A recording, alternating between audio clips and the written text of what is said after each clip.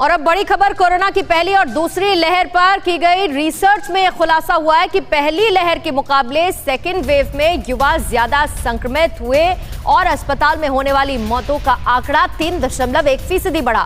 Corona की दूसरी लहर में कम पुरुष अस्पताल में भर्ती हुए। इसके साथ ही Indian council of medical research, AIIMS और एनसीडीसी के एक्सपर्ट्स ने ये अध्ययन किया है, स्टडी की है, जिसमें देश भर के 41 अस्पतालों को शामिल किया गया। ये जो स्टडी की गई है ये कई डिटेल्स देती है कोरोना संक्रमण पर। इस नई रिपोर्ट में क्या है, बिग वॉल ग्राफिक के जरिए आपको बता देते हैं, जिसमें पहली और दूसरी लहर पर खास तौर से रिसर्च की गई है। बताया यह गया है कि पहली लहर के मुकाबले दूसरी लहर में युवा सबसे ज्यादा संक्रमित हुए, यूथ इससे ज्यादा इन्फेक्ट हुए।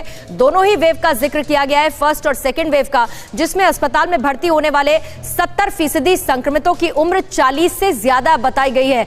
70% इन्फेक्टेड में युवा शामिल रहे। दूसरी लहर का जिक्र किया गया है, जिसमें बताया गया कि अस्पताल में सबसे ज्यादा भर्ती होने वालों की उम्र 20 से 39 साल के बीच में।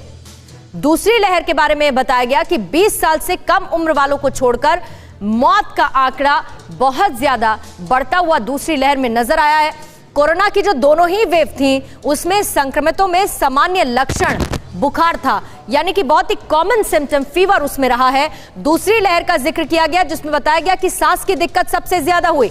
ऑक्सीजन और इसके साथ ही जो मैकेनिकल ऑक्सीजन की प्रॉब्लम को लेकर इसमें मेंशन किया गया कि उसे लेकर परेशानी बहुत ज्यादा आई, थोड़ा जल्दी ये वॉल मूव कर गई है।